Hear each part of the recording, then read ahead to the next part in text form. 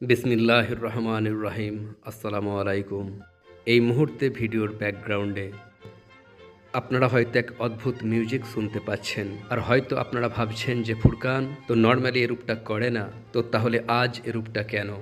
এই যে মিউজিকটা আপনারা শুনছেন, এটাকে 17th সেঞ্চুরির এক জার্মান মিউজিশিয়ান জে.এস. বাখ লিখেছিলেন। আর এটাকে শুনে মোজার্ট, তিনি নিজে আরও একজন খুবই বড় মিউজিশিয়ান ছিলেন, আর যার শ্রেষ্ঠ টিউনস প্রায়শই আজ আমাদের মোবাইল ফোনসেও পাওয়া যায়, তিনি বলেছিলেন যে নাও দেয়ার ইজ এ মিউজিক, যেটার থেকে আমরা বহু কিছু শিখতে পারি। কিন্তু এই মিউজিককে ব্যাকগ্রাউন্ডে প্লে করার কারণ এটা নয়, বরং এই মিউজিকের সিগনিফিক্যান্স এর থেকে বহু বহু বেশি। এই মিউজিক এমন একটা মেলোডি যেটাকে 1977-এ সোনার এক প্লেটে রেকর্ড করে মানুষ মহাকাশে চিরদিনের মতো প্রেরণ করে দিয়েছে। এই মেলোডির গুরুত্ব হলো এটা যে আগামীতে যখন আমরা মারা যাব, আর কিছু বছর পর যখন আমাদের সন্তানেরাও দুনিয়া থেকে চলে যাবে, অথবা একদিন যখন মানব জাতির নাম ও নিশানা নিশ্চিহ্ন হয়ে যাবে, তখনও মহাকাশের কোথাও না কোথাও এই মেলোডি সফর করতে থাকবে। কিন্তু এই গোল্ডেন রেকর্ডে শুধুমাত্র মেলোডিই নয়, বরং সায়েন্টিস্টরা বহু ছবিও রেকর্ড করে মহাকাশে প্রেরণ করেছিল। মানুষের জন্মের বহু ছবি, বাচ্চাদের গ্রুপ ছবি, পাতার ছবি, বহু নদীর ছবি, সামুদ্রিক ঝিনুকের ছবি, বয়স্ক মানুষ, ছোট বড় বহু প্রকারের প্রাণী, সমুদ্র, জঙ্গল, মরুভূমি, মূল কথা সেই সমস্ত জিনিসের ছবি যেগুলো আমাদের দুনিয়াকে রিপ্রেজেন্ট করে, যে আমাদের এই দুনিয়া দেখতে কেমন। তারপর বিভিন্ন ল্যাঙ্গুয়েজে কিছু বার্তা, কিছু গ্রিটিংস, কুরআন, বাইবেল আর তওরাতের কিছু আয়াত, এক মা ও তার শিশু সন্তানের হাসির শব্দ, এই সব কিছুই একটা বার্তার রূপে রেকর্ড করে এক প্রকারের একটা চিঠি লেখা হয়েছিল, যাতে এটা বলা হয়েছে যে আমাদের এই দুনিয়াতে বসবাস করা কিরূপ হতে পারে, এখানে দেখার মতো কি কি পাওয়া যাবে, এখানকার মানুষের সাথে সাক্ষাৎ করে কোন অনুভূতি হবে। আর এই পত্র কার নামে প্রেরণ করা হয়েছিল? এমন যে কোনো বুদ্ধিমান মাখলুকের নামে, যে মহাকাশের ওই গভীর গভীর গভীর অংশে হয়তো বসবাস করছে, যার বিষয়ে এখনও আমরা কোনো কিছুই জানি না। আমরা এটাও জানি না যে যখন তার কাছ পর্যন্ত আমাদের এই চিঠি পৌঁছাবে, তখন আমাদের অস্তিত্ব থাকবে কি না। কিন্তু এতটুকু আমরা অতি অবশ্যই বলতে পারি যে একবার আমাদের এই বার্তা শুনে, পড়ে, দেখে যদি সেই মাখলুকের বোধ ও বুদ্ধি থেকে থাকে, তাহলে তার অন্তরে আমাদের এই দুনিয়াকে জানার একটা আকাঙ্ক্ষা অতি অবশ্যই জন্ম নেবে, যে আসলে কেমন হতে পারে এই দুনিয়া, কি কি না এই দুনিয়াতে বসবাস করে, এই দুনিয়াতে কোন কোন ঘটনা ঘটে গিয়েছে, তাতে কত মানুষ বসবাস করেছে, এখানে ভালোবাসার কত কাহিনীর জন্ম হয়েছে, আর ঘৃণার কত গল্প বংশ পরম্পরায় চলেছে। এই মানুষগুলো কি কোনো রবকে মানে? আর যদি মানে, তাহলে কেন মানে? সেই রব কি ওখানে কোনো পয়গম্বরকে প্রেরণ করে থাকতে পারেন? যদি তাই হয়, তাহলে সেই মেসেঞ্জার এই দুনিয়াকে কোন কোন কথা বলেছে? এই মানুষগুলো নিজেদের ইতিহাস কত দূর পর্যন্ত জানে? তারা কি অদৃশ্য দুনিয়াগুলোর কোনো খবর রাখে? তারা কি আমাদের এ বিষয়ে কোনো কিছু জানতে পেরেছে? এখন আজ থেকে 47 বছর আগে আমরা তো এই চিঠি আমাদের তরফ থেকে প্রেরণ করে দিয়েছি, আর যতটা দ্রুত গতিবেগে আমাদের পক্ষে প্রেরণ করা সম্ভব ছিল আমরা তাই করেছি। 1 ঘন্টায় 60,000 কিলোমিটার দূরত্ব অতিক্রম করার স্পিডে। আর আজ এই মুহূর্তে আমাদের এই চিঠি আমাদের থেকে বহু দূরে, বহু বহু দূরে, 25 বিলিয়ন কিলোমিটার দূরে পৌঁছে গিয়েছে। আর এখন দ্বিতীয়বার এটা আমাদের কাছে আর কখনোই ফিরে আসবে না। আর এখন এক অজানা মাখলুকের দিকে রওনা হয়ে গিয়েছে, যে হয়তো কখনো এটাকে দেখতে পেয়ে যাবে, আর তখন সে জানতে পারবে যে হ্যাঁ, সূর্যের কাছেও কোনো একটা ছোট্ট দুনিয়া আবাদ আছে। কিন্তু মনে করুন যে এই চিঠি অলরেডি কেউ পেয়ে গিয়েছে, তাহলে আমরা কিভাবে জানতে পারবো যে এই চিঠি পড়ে কেউ যদি আমাদের সাথে যোগাযোগ স্থাপন করে? তো আপনারা জানেন এই চিঠি প্রেরণ করার পিছনে অ্যাকচুয়ালি আমাদের সাথে করা কারোর একটা যোগাযোগই ছিল, যেটা স্রেফ একবার ঘটেছিল। তো যেটা ঘটেছিল, যখন এই চিঠি তথা গোল্ডেন রেকর্ডকে প্রেরণ করার প্রস্তুতি চলছিল, তো আমেরিকার ওহাইও ইউনিভার্সিটির একটা বড় রেডিও টেলিস্কোপে একটা অদ্ভুত সিগন্যাল এসে পৌঁছে গেল। আর আজ হাফ সেঞ্চুরি অতিবাহিত হয়ে যাওয়া সত্ত্বেও আমাদের কাছে সেই সিগন্যালের কোনো এক্সপ্লানেশন নেই। অগস্ট 1977-এর এক রাত মুষলধারে বৃষ্টি হচ্ছিল।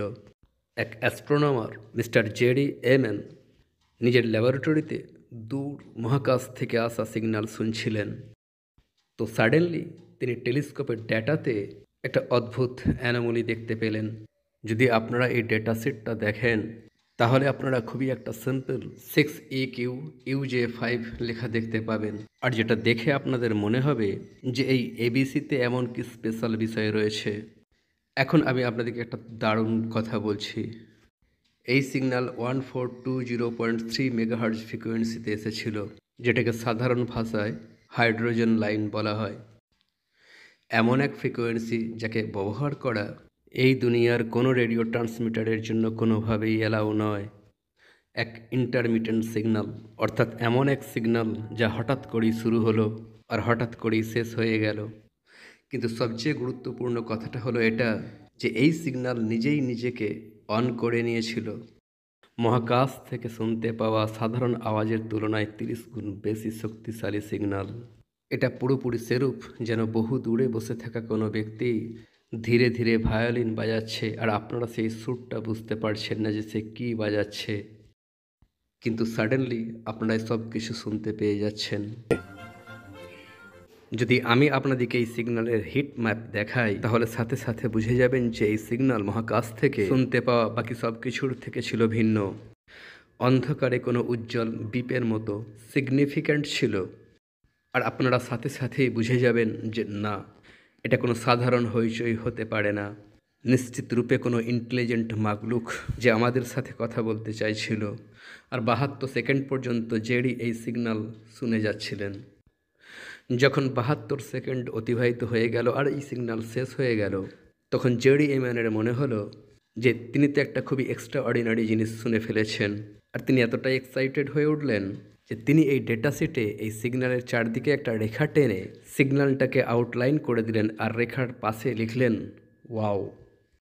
আর আজ সেই ওয়াও এর কারণে আমরা এটাকে ওয়াও সিগন্যাল নামে জানি। তখন থেকে শুরু করে আজ পর্যন্ত বহুবার প্রচেষ্টা করা হয়েছে যে কোনোভাবে যে আমরা যেন এই সিগন্যালটাকে আরও একবার শুনতে পাই, কিন্তু দ্বিতীয়বার এই সিগন্যাল আমরা আর কখনোই শুনতে পাইনি। এই সিগন্যাল আমাদেরকে কারা প্রেরণ করেছিল বহু থিওরি রয়েছে, কিন্তু সত্যটা কি এটা আজ পর্যন্ত কেউ জানতে পারেনি।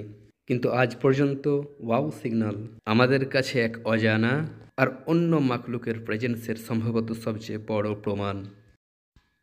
সেই মাখলুক দেখতে কেমন হবে, তার মধ্যে কোন কোন দক্ষতা বা সক্ষমতা থাকবে, এসব তো আমরা জানি না।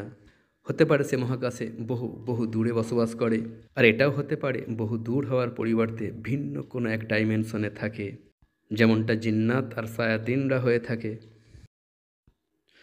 এখন একটা কথা, যে যখনই আমি আমার পেজে কোনো অমানুষের কথা বলেছি তো তখন রিডার্সের মনে বেশিরভাগ সময়ই জিন্নাত আর শায়াতিনদের কথা আছে। তো চলুন তাদেরই এক্সাম্পল দিয়ে দিচ্ছি। তাদের মতে সূরা আরাফের 27 নম্বর আয়াতে আসছে যে তারা তোমাদিকে সেখান থেকে দেখছে যেখান থেকে তোমরা তাদেরকে দেখতে সক্ষম নও। এরূপটা কেন? এরূপটা দুটো কারণে হতে পারে। প্রথম কারণ যে হয়তো সেই জিনিস, সেই মাখলুক এমন কোনো রশ্মি বা আলো দিয়ে তৈরি যেটাকে আমরা দেখতে পাই না। এ কথাটা শুনে হয়তো আপনারা অবাক হচ্ছেন যে এটা কীরূপ কথা হলো, আমরা আলোকে কেন দেখতে সক্ষম নই। তাহলে একটা ইন্টারেস্টিং কথা বলি। আমাদের ইলম অনুযায়ী এই মহাবিশ্বে 19 প্রকারের রশ্মি মজুদ আছে, যেগুলোর মধ্যে আমরা শুধুমাত্র এক প্রকারের রশ্মি দেখতে পাই, দ্য ভিজিবল লাইট, 7 রঙের তৈরি একটা রশ্মি। কিন্তু যদি আমরা বাকি আলোগুলোকেও দেখতে সক্ষম হয়ে যাই তাহলে? আমি আমার জীবনের সর্বপ্রথম আর্টিকেল 3 আগস্ট 2021 সালে টুইটারে লিখেছিলাম, আজ থেকে 3.5 বছর আগে। আর সেই আর্টিকেল এতটাই ভাইরাল হয়ে গিয়েছিল, আর তারপর হঠাৎ করেই এত মানুষ আমাকে ফলো করেছিল যে অ্যাকাউন্ট থেকে আমি সেই আর্টিকেল পোস্ট করেছিলাম সেই অ্যাকাউন্টটাই টুইটার সাসপেন্ড করে দিয়েছিল। কারণ সম্ভবত টুইটারের মনে হয়েছিল এটা একটা স্প্যাম অ্যাকাউন্ট, একটা ফেক অ্যাকাউন্ট, যেটা এমনিতে তো কোনো কিছুই পোস্ট করেনি, কিন্তু হঠাৎ করেই একই রাতে এই অ্যাকাউন্টকে হাজার হাজার মানুষ ফলো করতে শুরু করে দিল। পরবর্তীতে এই আর্টিকেলটাকে বহু মানুষ কপি পেস্ট করলো, আর আমার দৃঢ় বিশ্বাস যে আপনারাও সেই আর্টিকেল হাজারো মিথ্যা নামে কোথাও না কোথাও পড়েছেন। এত দূর যে একবার তো গিলগিটের একটা সংবাদপত্রে কোনো একজন ব্যক্তি সেই আর্টিকেল কপি পেস্ট করে নিজের নামে ছাপিয়ে দিল। এখন যেহেতু সেটা আমার জীবনের সর্বপ্রথম আর্টিকেল ছিল, লেখালেখির আমার এতটা অভিজ্ঞতাও ছিল না, এজন্য তখন আমি কোনো সেফটি মেজার্স নিইনি, কারণ আমার কোনো ধারণা ছিল না যে এখানে মানুষ এরূপটা করে, যে কারোর লেখা প্রবন্ধকে অতি দ্রুত কপি করে নিজের নামে ছাপিয়ে দেওয়া। আর যদি আমি আপনাদের সামনে আমার সেই আর্টিকেলের প্রাথমিক লাইন্সগুলো পড়ি, তাহলে হয়তো আপনাদের স্মরণে এসে যাবে যে আমি কোন আর্টিকেলের কথা বলছি। আর সেই আর্টিকেলটা ছিল জিন্নাত হলো আল্লাহর মাখলুক। এটা আমাদের একিন। তাদেরকে আগুন থেকে তৈরি করা হয়েছে, আর তাদেরকে নিয়ে বহু কিছুই লেখা হয়ে গিয়েছে, কিন্তু এই থ্রেড সেই বিষয়ে নয়, বরং এই থ্রেড জিন্নাতদের সায়েন্টিফিক এক্সপ্লেনেশন নিয়ে। কিছু মনে পড়ল? পরবর্তীতে এই আর্টিকেলকে হাজারো মানুষ নিজ নিজ নামে কপি পেস্ট করে বিভিন্ন পেজেস, বিভিন্ন প্ল্যাটফর্মস, বিভিন্ন স্থানে পোস্ট করলো, কিন্তু এই আর্টিকেলের অরিজিনাল রাইটার ছিলাম আমি। এখন সেই আর্টিকেলে আমি বাকি 19টা আলোর কথা বলেছিলাম, যে যদি আমরা সেই রশ্মিতে দেখতে সক্ষম হয়ে যাই, তাহলে কোন কোন জিনিস আমাদের সামনে দৃশ্যমান হতে শুরু করবে। আর আপনারা কি তা জানতে চান? যদি আপনারা গামা ভিশন রশ্মিতে দেখতে শুরু করে দেন, তাহলে আপনারা এই দুনিয়া আর মহাকাশে মজুদ থাকা রেডিয়েশন পরিষ্কার রূপে দেখা শুরু করে দেবেন। যদি আপনারা এক্সরে রশ্মিতে দেখতে সক্ষম হয়ে যান, তাহলে আপনাদের চোখ লোহার মোটা মোটা সিটস, লোহার মোটা মোটা দেওয়ালের প্রান্তেও দেখতে সক্ষম হয়ে যাবে। যদি আপনারা ইনফ্রারেড রশ্মিতে দেখা শুরু করে দেন, তাহলে আপনারা আমার শরীর থেকে বের হওয়া হিটও স্পষ্টরূপে দেখা শুরু করে দেবেন। যদি আপনারা আল্ট্রাভায়োলেট রশ্মিতে দেখা শুরু করে দেন, তাহলে আপনারা সর্বদিকে মজুদ থাকা এনার্জিকে দেখতে সক্ষম হয়ে যাবেন। আর ঠিক এ কারণেই কোনো আল্ট্রাভায়োলেট ক্যামেরা থেকে আমরা প্যারানর্মাল প্রকারের ভিডিও দেখতে পেয়ে যাই, কারণ সেসব জিনিস প্রায়শই পিওর এনার্জি দিয়ে তৈরি হয়ে থাকে। মৌমাছি এই দুনিয়া আল্ট্রাভায়োলেট রশ্মিতে দৃশ্যমান হয়ে থাকে। দুনিয়াতে সবচেয়ে বেশি রং ম্যান্টিস শ্রিম্পের চোখ দেখতে পায়।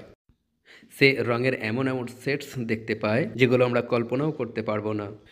পেঁচা সম্পূর্ণরূপে অন্ধকার রাতেও এতটাই স্পষ্টরূপে সব কিছু দেখতে পায়, যে রূপটা আমরা এক আলোকিত দিনে দেখতে সক্ষম হই। আমরা অর্থাৎ মানুষ একমাত্র সোজা সামনের দিকে দেখতে সক্ষম, কিন্তু আমেরিকান কুক নামক এক পাখি একই সময়ে 180 ডিগ্রি ভিউ পর্যন্ত দেখতে সক্ষম। আর সেখানে একটা সাধারণ ছাগল একই সময়ে চারদিকের 320 ডিগ্রি ভিউ পর্যন্ত দেখতে পায়। গাছে থাকা গিরগিটি একই সময়ে দুই ভিন্ন ভিন্ন ডাইরেকশনে দেখতে পায়।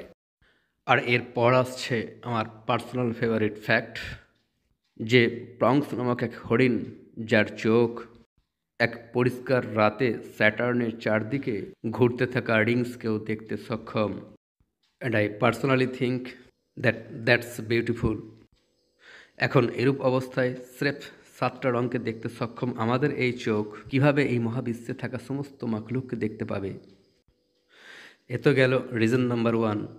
কিন্তু মহাকাশে বসবাসকারী মাখলুকাতকে দেখতে না পাওয়ার দ্বিতীয় কারণ আমার খুবই পছন্দের, আর তা হলো এটা যে হতে পারে সেসব মাখলুকাত পুরোপুরি রূপে অন্য কোনো ডাইমেনশনে থাকে। আর আমার সেই আর্টিকেলের মধ্যে আমি ডাইমেনশনসগুলোর বিষয়ে স্পেশাল করে বলেছিলাম। আমাদের এই দুনিয়া থেকে শুরু করে গোটা কায়নাতে মহাবিশ্বে বাস করার এমন এমন স্থান আছে যেগুলোকে আমরা ইমাজিনও করতে পারি না। বসবাসের স্থান, লুকিয়ে থাকার স্থান, এমন সব আশ্চর্যজনক স্থান যে হতে পারে সেখানে বসবাসকারী কোনো মাখলুক আমাদের চোখের সামনেও হয়তো দাঁড়িয়ে আছে, অথচ আমরা দেখতেও পাচ্ছি না। আর এমনই এক স্থানের নাম হলো ডাইমেনশন। আমি, আপনি আর আমাদের পশু প্রাণী, আমরা 3 ডাইমেনশনসের মধ্যে বন্দী। আমরা সামনে ও পিছনে যেতে পারি, আমরা ডান দিক ও বাম দিকেও মুভ করতে পারি, আর উপর ও নিচেও যেতে পারি। এই মুভমেন্টকে 3 ডাইমেনশনাল মুভমেন্ট বলে। আর এই সমগ্র এরিয়া যার মধ্যে আমরা 3 ডাইমেনশনাল মুভমেন্ট করছি, এটাকে ইউক্লিডিয়ান স্পেস বলা হয়। কিন্তু আমাদের ম্যাথামেটিক্স আমাদেরকে বলছে যে এই মহাবিশ্বে এই 3টে ছাড়াও আরও 7টা ডাইমেনশনস মজুদ আছে, অর্থাৎ টোটাল 10টা ডাইমেনশনস। আমরা তো স্রেফ 3টের মধ্যে জীবিত আছি, আর সেখানে বাকি 7টার আমরা কিছুই জানি না যে সেখানে কারা থাকে বা থাকতে পারে। আর এই ডাইমেনশনসগুলোকে আমরা হায়ার ডাইমেনশনস বলি। এখন আমি আপনাদেরকে সেই ডাইমেনশনে নিয়ে তো যেতে পারবো না, কিন্তু আমি আপনাদেরকে সেই ডাইমেনশনস অতি অবশ্যই দেখাতে পারি। কিন্তু আপনাদেরকে সেই ডাইমেনশনস দেখানোর আগে একটা কথা আমাদেরকে মাথায় রাখতে হবে যে আমাদের ছায়া একটা 2 ডাইমেনশনাল বিইং, অর্থাৎ সেটা লম্বা ও চওড়া, কিন্তু তার মধ্যে কোনো ডেপথ নেই, কোনো গভীরতা নেই। আর যদি সেটা আমাদেরকে দেখতে পায় বা দেখতে সক্ষম হয়ে যায়, তো আমরা তাদেরকে অদ্ভুত বলে মনে হব। হয়তো তারা আমাদেরকে বুঝতেও পারবে না, কারণ সে গভীরতার অর্থই বোঝে না।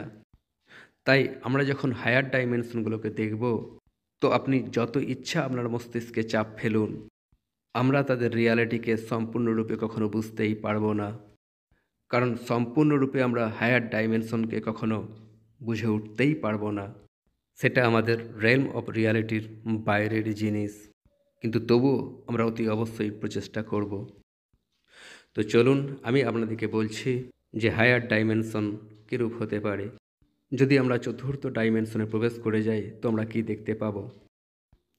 আমরা সেখানে এমন সব মাখলুকাত দেখতে পাবো যারা ইউক্লিডিয়ান স্পেস ছাড়াও টাইমেও সামনে ও পিছনে সফর করতে পারবে। এখন কোনো মানুষ বলেন যে হযরত খিজির আলাইহিসসালাম 4th ডাইমেনশনের একজন বিইং ছিলেন। হযরত খিজির আলাইহিসসালাম অর্থাৎ সেই মানুষ যার কথা সূরা কাহফে আসছে, আর যে মুসা আলাইহিসসালামকে বারবার বলছে যে যা সামনে ঘটতে যাচ্ছে সেসব আপনি সহ্য করতে পারবেন না। আল কাহফ 1868। তিনি এটাও জানেন যে অমুক বাচ্চা সময়ের সামনের দিকে গিয়ে এক বিশাল বড় জিন্দিক ইনফাইডেল হয়ে যাবে। তিনি এটাও জানেন যে সময়ের সামনের দিকে গিয়ে অমুক নৌকাটিকে একজন বাচ্চা কনফিসকেট করে নেবে, জব্দ করে নেবে। তিনি এটাও জানেন যে সময়ের সামনের দিকে গিয়ে অমুক বাচ্চা একটা দেওয়ালের নিচে থেকে নিজের পিতার দাফন করা গুপ্তধনও বের করবে। কোনো মানুষ মনে করেন যে এই কারণেই মহান আল্লাহ হযরত মুসা আলাইহিস সালামকে বলেছিলেন, ইয়া মুসা, যাও আর আমার এমন এক বান্দার সাথে সাক্ষাৎ করো যাকে আমি এমন ইলম দিয়েছি যা তোমার কাছে নেই। বুখারী 74। আর এজন্যই কিছু মানুষ মনে করেন যে হযরত খিজির আলাইহিসসালাম 4th ডাইমেনশনাল বিইং ছিলেন। আর এই বিষয়টাও অল্প একটু হলেও মেক সেন্স করেও। কারণ যখন হযরত মুসা আলাইহিসসালাম খিজির আলাইহিসসালামকে বললেন যে আপনি আমাকে আপনার সাথে সফরে নিয়ে চলুন, তখন খিজির আলাইহিসসালাম তাকে কি বলেছিলেন যে মুসা, আপনি আমার সাথে সবর করতে পারবেন না। আর আপনি সবর কীভাবেই বা করতে পারেন, কারণ যে সমস্ত জিনিস আপনি দেখতে যাচ্ছেন সে সমস্ত জিনিস তো আপনার রেলম অফ আন্ডারস্ট্যান্ডিংয়েরই বাইরের বিষয়। আপনি সেই সমস্ত জিনিসকে বুঝে উঠতে সক্ষমই নন। এক্স্যাক্টলি ঠিক একইভাবে মুসা আলাইহিসসালাম সেই সমস্ত জিনিস বুঝে উঠতেই পারছিলেন না যা কিছু আমি আপনাদেরকে বললাম। যে কোনো হায়ার ডাইমেনশনকে এক্স্যাক্ট বুঝে নেওয়া একজন মানুষের পক্ষে 100% সম্ভব হতেই পারে না। বাই দ্য ওয়ে, যা কিছু কোরআনের আয়াত ও হাদিস আমি আপনাদেরকে শুনিয়ে থাকি, সবসময় নিচে স্ক্রিনে তার নাম্বার ডিসপ্লে করে দিই, যাতে করে স্রেফ এতটুকু বলতে পারি যে হাদিসে আসছে, আর সেই হাদিসের নাম্বার অথবা কিতাব আমার ডিসপ্লে থেকে পড়ে আপনারা নিজেরা দেখে নিতে পারেন। আর আলহামদুলিল্লাহ আজ পর্যন্ত আমি আমার কোনো ভিডিওতে আপনাদেরকে জয়ীফ হাদিস শোনাইনি, যাতে করে কেউ এই অভিযোগটাও না করতে পারে যে ফুরকান কুরেশি জয়ীফ হাদিস শুনিয়ে থাকে। যদিও জয়ীফ শব্দের অর্থ আক্ষরিক অর্থেই ভুল নয়, এটা একটা মিসকনসেপশন। বহু মানুষ এরূপটা মনে করে থাকেন যে জয়ীফ হাদিসের অর্থ হলো ভুল হাদিস, কিন্তু জয়ীফের অর্থ স্রেফ এতটুকু যে তার রাবিদের মধ্যে কোনো একজন রাবির হাফজা অর্থাৎ মুখস্থ হয় একটু দুর্বল ছিল, অথবা সে খুব একটা রিলায়েবল রাবি ছিল না। আর ঠিক এই কারণেই জয়ীফ হাদিসেরও 381টা প্রকার রয়েছে, যে কোন হাদিস জয়ীফ হওয়া সত্ত্বেও মানা যেতে পারে আর কোন হাদিস নয়। আর যদি আপনারা ধৈর্য আর খোলা মন নিয়ে আমাকে সিরা প্রজেক্ট করতে দিতেন, তাহলে আমি আপনাদেরকে এই সমস্ত কথাই বলতাম, কিন্তু দুর্ভাগ্যবশত এরূপটা হতে পারেনি। আপনারা এখান থেকে ধারণা করুন যে আজ থেকে কয়েক মাস আগে একটা এপিসোডে আমি নবী করিম সাল্লাল্লাহু আলাইহি সাল্লামের জীবনের সবচেয়ে মাসুম ঘটনাগুলো থেকে একটা ঘটনা তথা কাহিনী শুনিয়েছিলাম। সেই ঘটনা যে তিনি আলাইহিসসালামকে শৈশবে একজন রাহিব বহিরা দেখে বলেছিলেন যে এই বাচ্চার মধ্যে সেই সমস্ত কোয়ালিটিজ মজুদ আছে যে একজন নবীর থাকে। আর কিভাবে তারপর হারিস নামক একজন কাজিন 12 বছরের ছোট্ট রসুলকে কোলে তুলে খানার টেবিলে বসেছিলেন। তো আপনারা কি জানেন সেই এপিসোডের কমেন্ট সেকশনে মানুষ কোন বিতর্ক শুরু করে দিয়েছিল? যে ছোট্ট শব্দটা বলা গুস্তাকি, হারিসের কোলে তুলে নিয়ে খাওয়ার টেবিলে বসানোর কথা বলা গুস্তাকি। আর কমেন্ট সেকশনে একটা যুদ্ধ শুরু হয়ে গেল যেই ঘটনাটাই মিথ্যা। আর আপনারা বিশ্বাস করুন যে লোকেরা হাদিসের জন্য এমন এমন শব্দ ব্যবহার করছিল যে আমার মাথা লজ্জায় নত হয়ে গিয়েছিল। আর সেই দিন আমার দৃঢ় বিশ্বাস জন্মে গেল যে পাকিস্তানে উর্দু ল্যাঙ্গুয়েজের সিরাহ নিয়ে কাজ করা, যদিও এই ঘটনা নবী করিম সাল্লাল্লাহু আলাইহি সাল্লামের জীবনের সবচেয়ে মাসুম ঘটনাগুলোর মধ্যে হতে একটা ছিল, কিন্তু দুর্ভাগ্যবশত আমরা হয়তো এখনও যোগ্য হয়ে উঠিনি যে সিরার মতো একটা ভালোবাসার পবিত্র টপিকেও ভালোবাসা, ধৈর্য আর আর খোলা মন নিয়ে লড়াই না করে আর বিনা গালাগালিতে শুনতে পারি। তো যাই হোক, আমাদের সাবজেক্টে ফিরে আসি যে যদি আপনি ফিফথ ডাইমেনশনে প্রবেশ করে যান, তাহলে ফিফথ ডাইমেনশনে আপনারা এমন সব মাগলুকাত দেখতে পাবেন যারা একটা জগতে বাস করেও অন্য জগতে উঁকি মেরে দেখে নিতে পারে। এখন অফকোর্স আমার কাছে এর কোনো সায়েন্টিফিক এভিডেন্স তো নেই, কারণ আমাদের সায়েন্স এখনও স্টেজ পর্যন্ত পৌঁছাতে হয়তো বহু শতাব্দী পিছনে, কিন্তু এমন একটা ইলম রয়েছে যেখানে আমরা এসব কিছুর প্রমাণ পেয়ে যাই, যেমন দিন আর মাঝহাব। সূরা সাফফাতের 15 নম্বর আয়াত থেকে একটা ঘটনা শুরু হচ্ছে যে যেখানে জান্নাতে দুজন জান্নাতি বসে নিজেদের মধ্যে কথা বলছে আর তাদের একজন জান্নাতি উঁকি মেরে জাহান্নাম দেখে নিচ্ছে। এখন আমরা সবাই জানি জান্নাত আর জাহান্নাম দুটো কমপ্লিটলি ডিফারেন্ট আলম, রিয়ালিটিজ, কিন্তু তবুও জান্নাতে বসে থাকা একজন ব্যক্তি অন্য আলমে উঁকি মারছে, নিশ্চিত রূপেই সেই সময় সেখানে মাল্টিপল ডাইমেনশনস একসাথে রান হচ্ছে। এমনকি হাদিসে তো এরূপ বহু উদাহরণ আরও আছে, কিন্তু আপাতত এখান থেকে আগিয়ে চলি ষষ্ঠ ডাইমেনশনে। আপনারা এমন সব মাকলুকাত, এমন সব জানদার পাবেন যারা অন্য সব আলামিনকে উঁকি মেরে শুধু দেখতেই পারে না, বরং তারা এই সব আলামিনের মাঝে মুভমেন্টও করতে পারে। এখন এর একটা এক্সাম্পল যেটা আমার মনে এখন আসছে, অবভিয়াসলি সেটা সায়েন্টিফিক তো নয়, কিন্তু ইসলামে কনসেপ্ট পাওয়া যায় বর্জকে, অর্থাৎ সেই স্থান যেখানে মৃত্যুর পর কোনো ব্যক্তির রূহ, তার কনসাসনেস মুভ করে যায়। আর আমার ব্যক্তিগত ধারণা এটা যে ফেরেশতাদের কিছু প্রকার, সমস্ত নয় কিছু প্রকার এমন আছে যারা ভিন্ন ভিন্ন আলামিনে মুভ করছে। হঠাৎ করেই তারা আমাদের জমিনে আসে আর হঠাৎ করেই যত আসমানের উপরে চলে যায়। এখন আমরা সায়েন্স থেকে বহু দূরে চলে এসেছি, এমনকি সায়েন্স ফিকশনের থেকেও বহু দূরে। সেই সব আনপ্রেসিডেন্টেড দুনিয়ার কথা বলছি যেগুলোর বিষয়ে আমরা কিছুই জানি না। শুধু এতটুকু বলবো যে ম্যাথামেটিক্যালি অষ্টম ডাইমেনশনে আপনারা সেই মাগলুক দেখতে পাবেন যারা থিওরিটিক্যালি এই মহাবিশ্বের সবচেয়ে প্রাচীন মাগলুক হবে। যদি আমরা তাদেরকে দেখতে পেয়ে যাই তো আমরা কনফিউজড হয়ে যাব, আমরা বুঝতেই পারবো না যে এই মাগলুক দেখতে কেমন, কারণ যখন সেই মাগলুক নিজ ডাইমেনশন থেকে বের হয়ে আমাদের ডাইমেনশনে চলে আসবে তখন রিয়ালিটি আমাদের জন্য কনফিউজিং হয়ে যাবে। আর হতে পারে আমরা তাদের দুটোর পরিবর্তে 6টা চোখ দেখতে পাবো। আর ঠিক এরূপটাই হয়েছিল, হিজকিলের সাথে এরূপটাই হয়েছিল। আপনাদের কি আমার সেই লেকচারটা মনে আছে যেখানে আমি হিজকিল আলাইহিসসালামকে নিয়ে বলেছিলাম যে তিনি আসমানে এমন এক জানদার দেখেছিলেন যার ছিল চোখ আর চোখ। এখন আমরা সেই রেলমসে প্রবেশ করছি যা আমাদেরকে ভয় পাইয়ে দেওয়ার জন্য যথেষ্ট। আর নবম ডাইমেনশন, নাইন্থ ডাইমেনশনে ফিজিক্সের সমস্ত নিয়মকানুন যেগুলোকে আমরা জানি, এখন সেসব কিছুই বদলে যাবে। তার এক একটা দিন হতে পারে আমাদের 50,000 বছরের সমান। এই মুহূর্তে আমি নাম না নিয়েই ইনডাইরেক্টলি কথা বলছি, কিন্তু আপনাদের মধ্যে বুঝদাররা বুঝে গিয়েছেন যে আমি কোন আলমের কথা বলছি। সেখানে আমাদের ফিজিক্সের নিয়মকানুন কাজ করা ছেড়ে দেবে। একটা সিম্পল এক্সাম্পল দিচ্ছি যে আমাদের ফিজিক্সের একটা নিয়ম আছে এন্ট্রপি, সাধারণ ভাষায় যার অর্থ হলো যে ভুল হবেই হবে।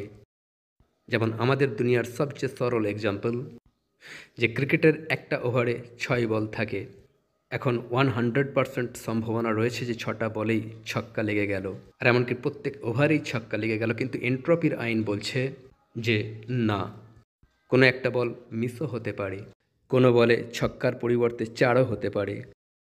এন্ট্রপি মেক শিওর করে যে ভুল হবেই হবে, কিন্তু নাইন্থ ডাইমেনশনে এন্ট্রপি নিজের অর্থ ভুলে যাবে।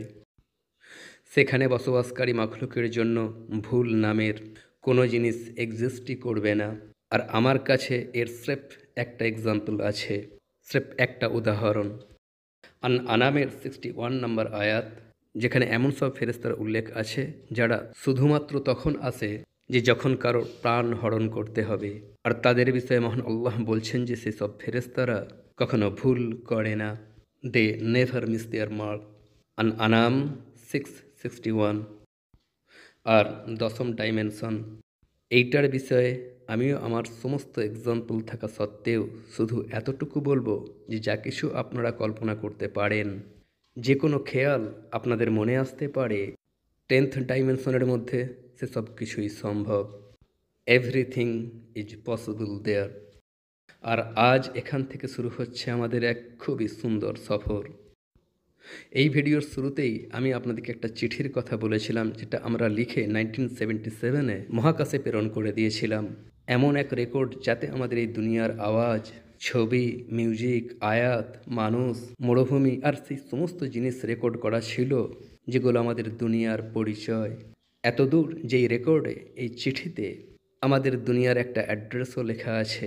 এখন আপনারা ইমাজিন করুন যে যদি কখনো কোনো ইন্টেলিজেন্ট মাখলুক এই রেকর্ডিং পেয়ে যায়, কোনো ফিফথ ডাইমেনশনাল বিইং যদি এই রেকর্ড পেয়ে যায়, অর্থাৎ এমন মাখলুক যে সময়ের সামনের দিকে আর পিছনের দিকে যেতে পারে, তার কাছে সময়ের কোনো অর্থ হয় না, এমন মাখলুক যে সাথে সাথেই আমাদের আলমে আসতে পারে, যদি সে এই চিঠি পেয়ে যায় আর আমাদের দেওয়া অ্যাড্রেসকে ফলো করতে করতে আমাদের দুনিয়া পর্যন্ত এসে পৌঁছে যায়, তো সে এখানে এসে সর্বপ্রথম কী করবে? সে আমাদের দুনিয়ার এক একটা জিনিসকে এক্সপ্লোর করবে। কখনো সে ইতিহাসে ফিরে গিয়ে সেখানে সংঘটিত বড় বড় ঘটনাগুলোকে দেখবে, কখনো সে ভবিষ্যতে গিয়ে সেখানে ঘটিতব্য বড় বড় বিষয়গুলোকে দেখে আসবে, কখনো সে ইন্দো পাক এখানে এসে এখানে অতিবাহিত হয়ে যাওয়া আজিমুসান জমানাকে বহু ইন্টারেস্ট নিয়ে দেখবে, আর কখনো হয়তো সে 15th সেঞ্চুরির সাউথ আমেরিকাতে চলে যাবে, যেখানে যখন জঙ্গলগুলোকে আবিষ্কার করা হচ্ছিল। সেই বিইংয়ের জন্য টাইম অ্যান্ড স্পেস এর কোনো অর্থই নেই। থিওরিটিক্যালি সে যে কোনো সময় যে কোনো স্থানে গিয়ে দেখতে পারবে যে অমুক সময়ে অমুক স্থানে কী ঘটেছিল। আর আজ থেকে আমি আপনাদেরকে এমনই একটা সফরে নিয়ে যাব।